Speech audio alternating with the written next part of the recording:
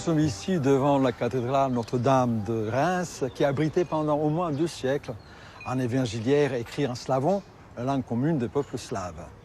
Sur cet évangéliaire, des rois de France ont prêté serment durant la cérémonie du sacre. Nous vous invitons à un voyage pour découvrir l'histoire de ce livre, connu aussi sous le nom Le texte du sacre.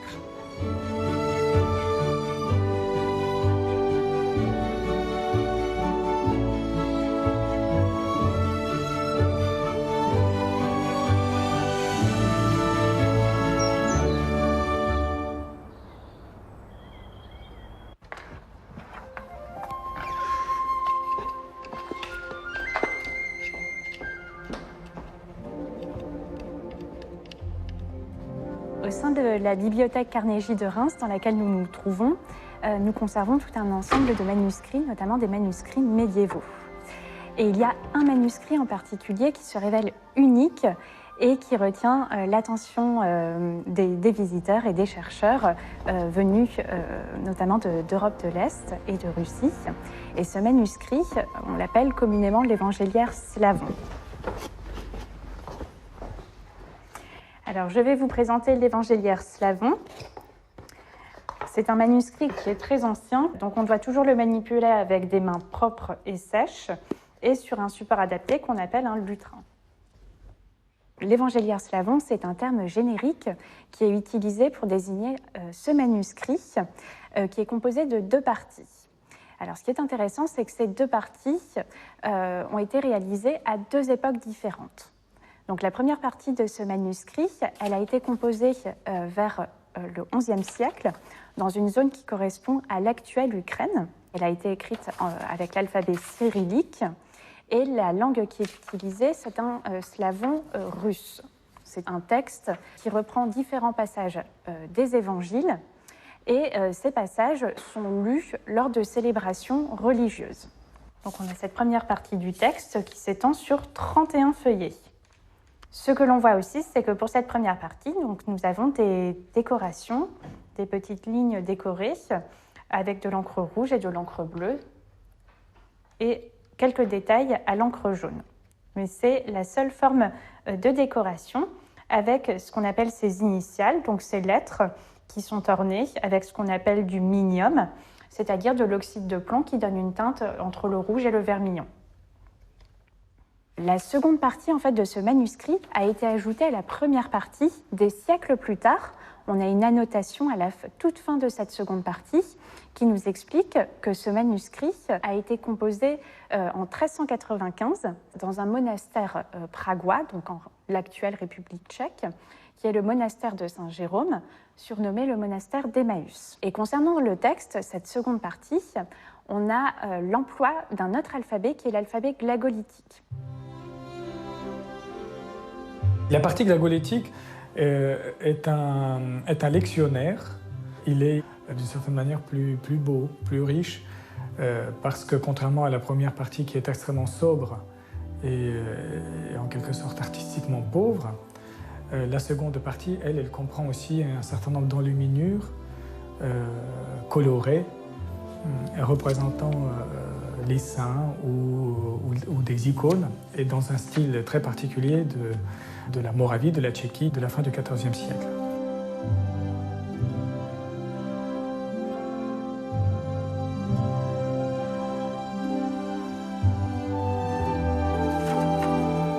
Donc les 2 parties du manuscrit réunissent en quelque sorte d'une manière providentielle et d'une manière très inattendue, très surprenante, 2 traditions issues des saints Cyril et Méthode.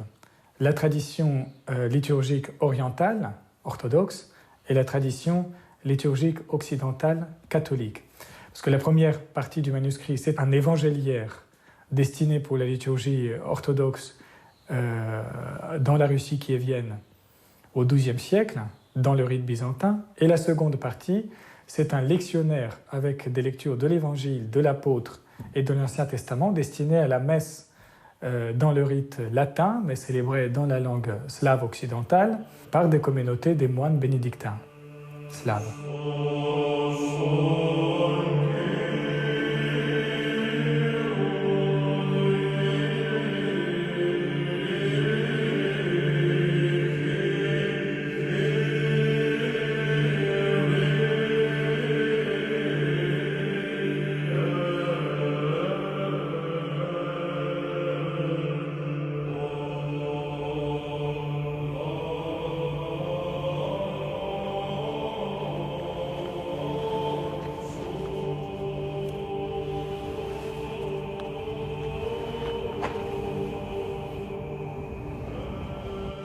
Alors, voilà l'évangéliaire, comme l'évangéliaire de Reims que vous avez vu tout à l'heure.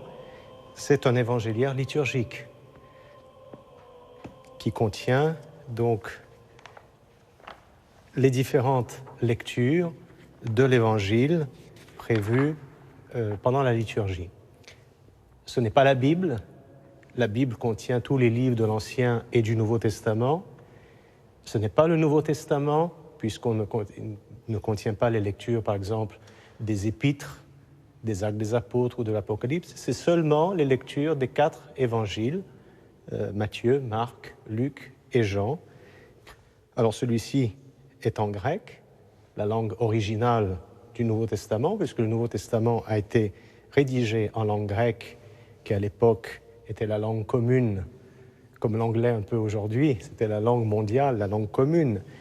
Mais l'Évangile a été ensuite traduit dans toutes les langues. Alors aujourd'hui, on trouve des évangéliaires dans différentes langues. L'évangéliaire, par exemple, de Reims, est un évangéliaire en langue slave, en slavon, avec des caractères cyrilliques et glagolitiques.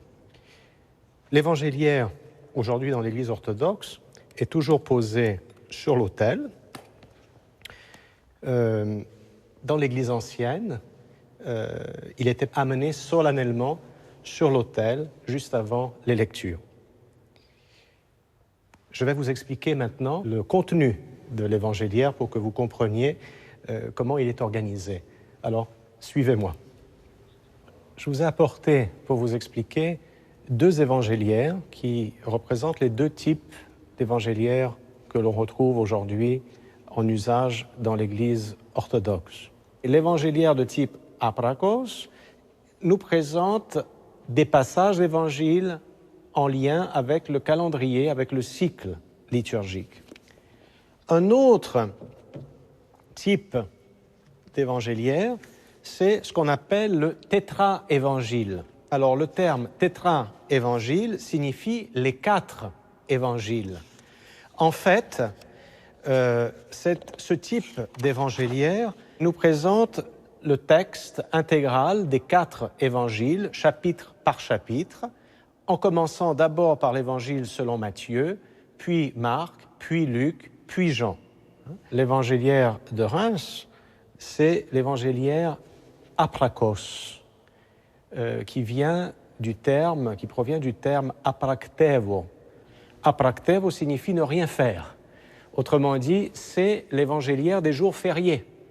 C'est-à-dire qu'à l'origine, cet évangéliaire contenait les lectures prévues pour les offices des jours fériés, des dimanches et des fêtes. Il faut rappeler que, par exemple, à Sainte-Sophie de Constantinople, encore au 8e siècle, il n'y avait pas l'usage de célébrer la liturgie chaque jour. La liturgie était célébrée que le dimanche et les fêtes. Donc on avait besoin de lecture de l'Évangile que pour le dimanche et les fêtes. Et puis, au fur et à mesure, sans doute sous l'influence monastique, sous l'influence du monastère du Studione à Constantinople, il y a eu l'usage de lire l'Évangile chaque jour.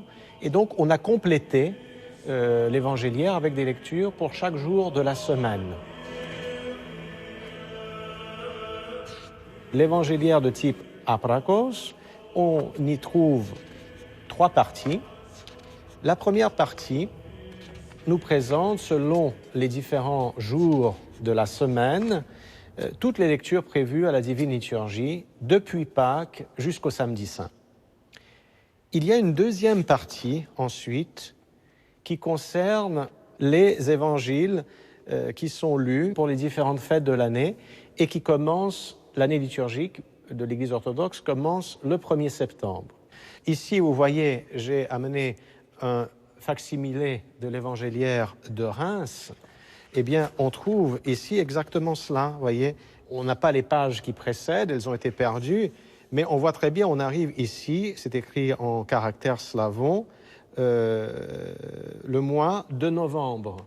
Donc, en fait, on se trouve exactement à cette page. Ce sont les lectures prévues pour les différentes fêtes du mois. Alors, on a ici le mois de novembre, ici le mois de décembre, et ainsi de suite.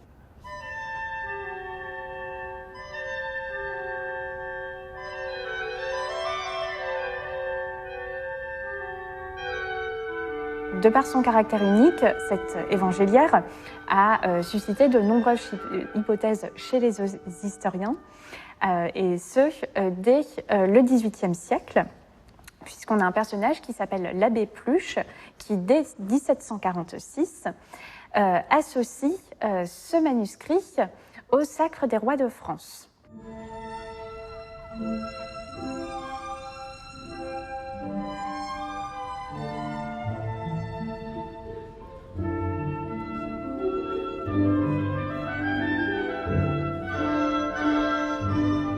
Reims est une vieille terre de chrétienté.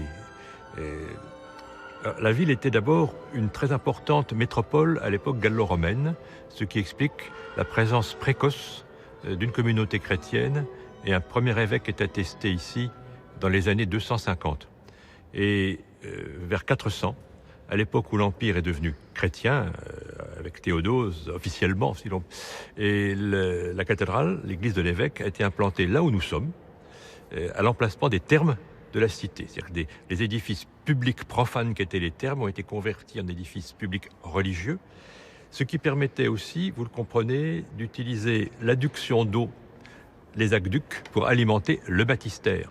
Et ce baptistère est très important pour nous et pour notre histoire, puisque c'est là que nous pouvons situer, vers l'an 500, le baptême de Clovis, le premier roi des Francs, celui qui, après la chute de l'Empire romain d'Occident, reconstitue sur l'ancienne Gaule une unité territoriale, politique et religieuse, parce qu'il se convertit à la foi de la population gallo-romaine qui était déjà très largement chrétienne. Et cette fusion a été considérée dès le Moyen-Âge comme un acte fondateur. Et nous sommes vraiment dans le lieu de mémoire de cette fondation de la France chrétienne avec le baptême de Clovis des mains de l'évêque Saint-Remy.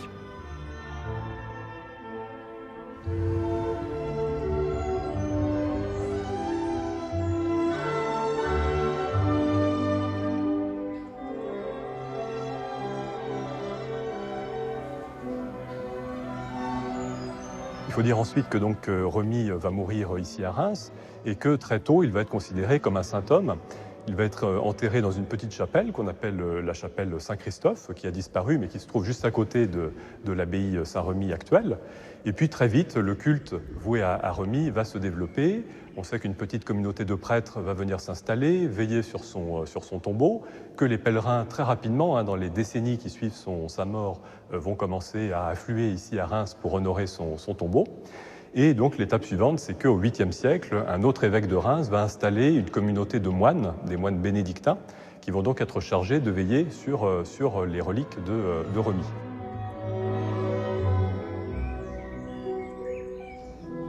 Cette abbaye, elle va prospérer assez considérablement, à l'époque notamment carolingienne, donc sous Charlemagne et ses successeurs. Et le succès qu'elle va avoir, en s'enrichissant assez considérablement, va entraîner la reconstruction progressive du bâtiment. Et donc la salle capitulaire dans laquelle nous nous trouvons aujourd'hui est vraiment le témoignage de cette très grande période de reconstruction. Et ce qui est intéressant, c'est que cette salle et cette période de reconstruction correspond au développement du sacre des rois de France à Reims. Les rois avaient commencé à se faire sacrer à Reims un petit peu auparavant, au Xe siècle notamment. Les descendants de Charlemagne, pour certains, avaient été sacrés à Reims, mais Reims n'était pas encore reconnue comme la seule capitale du sacre.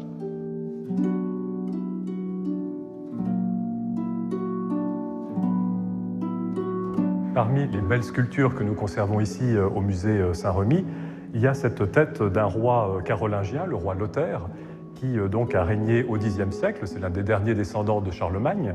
Mais ce qui est intéressant, c'est que cette tête a été sculptée au XIIe siècle pour décorer la basilique Saint-Remy. Et donc cette sculpture, en fait, elle prend place à un moment où Reims essaye de s'imposer comme la seule capitale du sacre des rois de France, notamment dans sa concurrence face à l'abbaye Saint-Denis à côté de Paris, qui essayait aussi de capter cette légitimité. Et donc, pour justifier cette dimension royale de la ville de Reims, un certain nombre d'objets vont être commandés, dont deux sculptures des rois francs les plus anciens, pour montrer l'ancienneté de Reims et sa légitimité à être la seule capitale des sacres.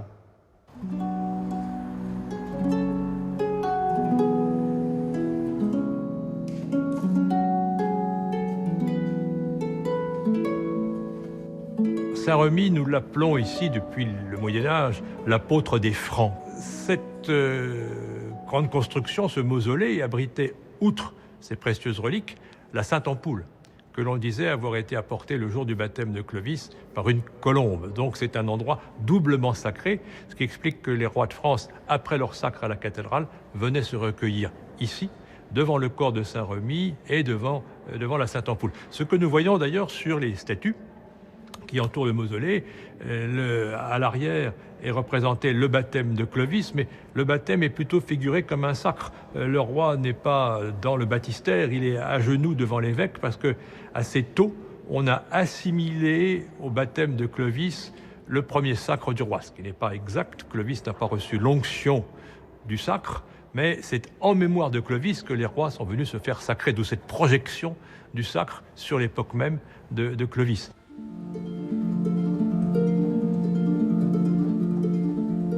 Le sacre est une cérémonie très longue et très complexe, riche de symboles et qui comporte plusieurs étapes. La première étape, c'est le serment, qui apparaît à l'époque carolingienne. Les évêques manifestement voulaient s'assurer que le roi serait un roi selon le cœur de Dieu. C'est un serment de respecter l'Église et ses libertés. C'est le serment d'accomplir son métier de roi, c'est-à-dire de protéger le royaume, de le défendre et de veiller sur les faibles, sur les pauvres, les veuves, les orphelins. Le roi est le protecteur de celui qui n'a pas de défense. Et il s'inscrit ainsi, dès le début de la cérémonie, dans cette mission qui lui est donnée. Et pour renforcer la valeur du serment, celui-ci est prêté sur des reliques ou, ici, sur l'Évangile.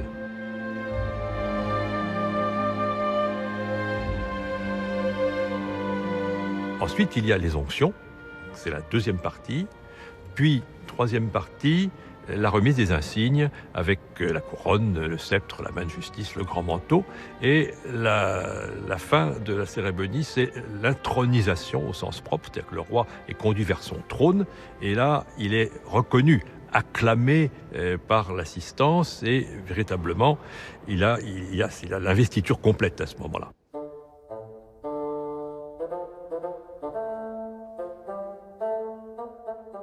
Imaginez au moment du sacre une église qui était beaucoup plus dégagée qu'elle n'apparaît maintenant parce qu'il n'y avait pas toutes ces chaises.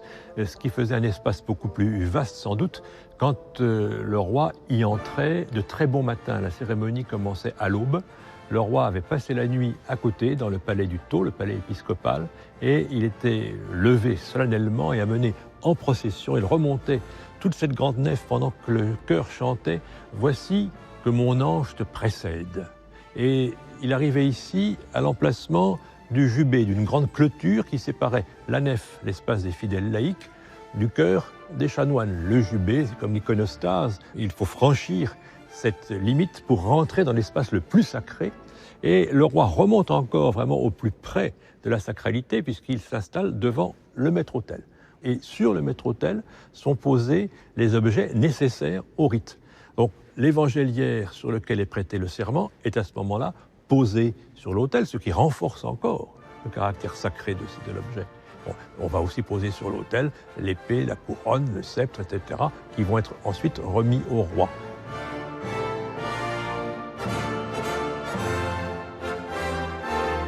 L'évangéliaire Slavon. Entre l'arrivée à Prague de ce manuscrit et la composition de la première partie, il y a beaucoup d'incertitudes. Donc on a beaucoup de zones d'ombre et surtout beaucoup de légendes qui sont apparues progressivement. Alors ce qu'il faut savoir, c'est que parmi les hypothèses les plus tenaces et encore en cours aujourd'hui, c'est le fait que ce manuscrit ait été ramené à Reims par la reine Anne de Kiev, qui venait donc de la zone correspondant à l'actuelle Ukraine, à la zone où a été composée la première partie de ce manuscrit. Et Anne de Kiev, en fait, est venue en France. Elle a été ramenée par Roger II dans le royaume de France pour épouser Henri Ier, roi des Francs. Et en fait, cette légende, elle est apparue au XIXe siècle, lorsque beaucoup d'experts, de slavistes, se sont attelés à l'étude de ce manuscrit. C'est une légende. Nous savons bien que cet évangéliaire est arrivé à Reims au XVIe siècle. En tout cas, c'est une belle histoire et qui nous rappelle tout de même que la France a eu un lien très ancien avec la Rousse. Et Anne, reine de France, c'est celle qui a introduit chez nous le nom devenu royal de Philippe, qui n'était pas porté en France auparavant. Philippe est un nom grec, et son fils a été Philippe Ier, et le nom ensuite a été porté à plusieurs reprises jusqu'au dernier roi des Français qui s'appelait Louis-Philippe, en mémoire d'Anne de Kiev.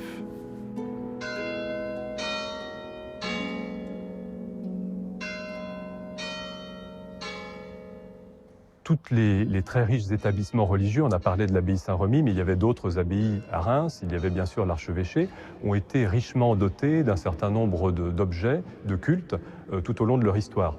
Et on sait notamment que le cardinal Charles de Lorraine, qui donc a été archevêque de Reims au milieu du XVIe siècle, a été un très grand mécène et qu'il a donné à la cathédrale un certain nombre d'objets religieux extrêmement riches, également à l'abbaye Saint-Remy dans laquelle nous nous trouvons.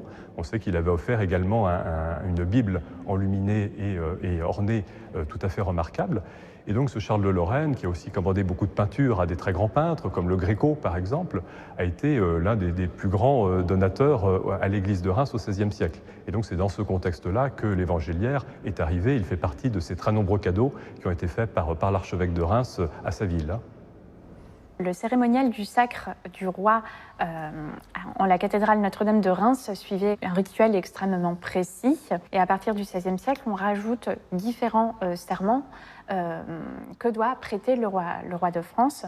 Et notamment, il doit prêter serment sur l'ordre du Saint-Esprit et l'ordre de Saint-Michel. Et c'est au moment de ce rituel, de ce serment, que l'évangéliaire slavon aurait pu être utilisé. À partir de 1575, puisque le 13 février 1575 se déroule le sacre d'Henri III. Et c'est le premier souverain pour lequel cet évangéliaire aurait été utilisé avant le sacre de Louis XIII, Louis XIV, Louis XV, Louis XVI.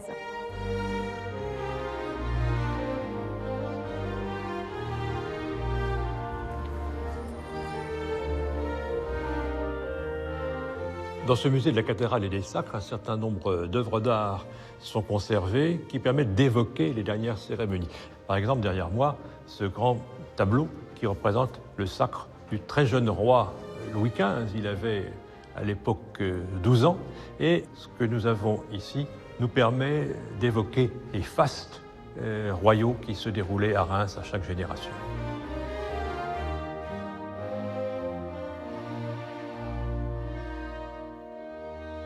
Cette évangéliaire, son utilisation pour le sacre des rois de France. Alors, c'est une hypothèse qui s'explique par la reliure qui ornait auparavant ce manuscrit. On avait notamment sur cette reliure une relique de la Sainte Croix, des reliques de Sainte Marthe, de Saint Philippe, de divers saints, des symboles des 4 évangélistes, donc Matthieu, Marc, Luc et Jean, qui sont représentés par des animaux, donc l'aigle, le lion, mais également l'ange, et qui ornaient en émail argenté les 4 coins de la reliure, donc une reliure extrêmement riche. Nous n'avons pas de mention de l'époque, de la datation de cette reliure. Voilà, on n'est pas certain de sa réalisation. En revanche, c'est vrai que la présence d'une relique de la Sainte Croix peut expliquer que ce manuscrit, qui était incompréhensible des rois de France, je le rappelle, alphabet cyrillique, alphabet glagolitique, voilà, ça n'était pas les manuscrits en langue latine que les rois de France maîtrisaient parfaitement. Enfin, voilà. Donc il y a ce côté, c'est vrai, un peu mystérieux, et c'est vraiment la présence de ces reliques qui peuvent expliquer l'utilisation de ce manuscrit lors du sacre royal.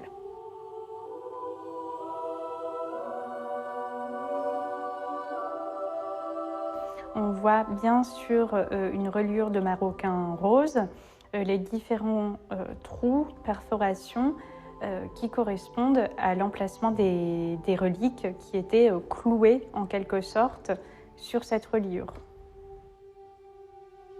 Cette reliure très précieuse a aujourd'hui disparu. Effectivement, à la Révolution française, on a eu énormément de pillages des collections et notamment des reliures médiévales. On a récupéré notamment les parties en métaux précieux, les reliques, voilà, qui étaient récupérées par les révolutionnaires. Donc effectivement, elle a disparu dans les années 1790.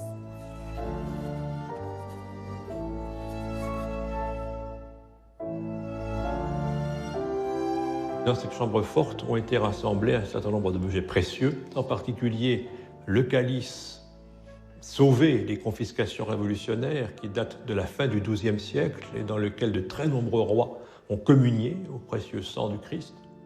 Et puis, au centre de la vitrine, le reliquaire de la Sainte-Ampoule. Alors, il faut savoir que la Sainte-Ampoule a été détruite au moment de la Révolution, mais que pour la restauration, et le dernier sacre des rois a été célébré ici en 1825, un nouveau reliquaire a été confectionné et une réplique de la Sainte-Ampoule dont on avait sauvé quelques fragments est placée à l'intérieur. Et l'autre vitrine rassemble les objets ayant servi à ce dernier sacre à Reims, le sacre de Charles X. Et nous y voyons en particulier des couvertures de lectionnaires et l'évangéliaire, ce qui nous ramène au sujet qui nous rassemble ici à Reims.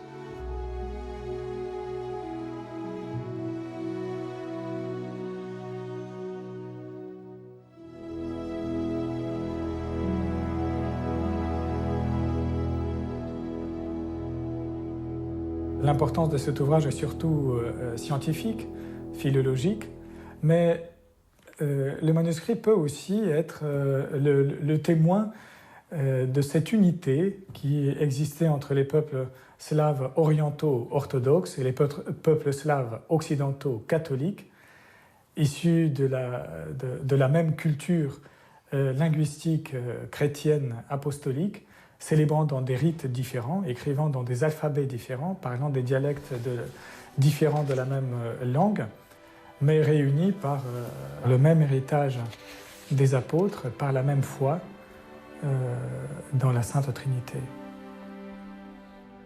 L'évangéliaire de Reims, ici en France, est un joyau, c'est un bijou, une pierre de grand prix qui fait non seulement partie du patrimoine et de l'héritage de la France, mais qui montre bien cette fidélité, cet attachement des chrétiens au message du Christ.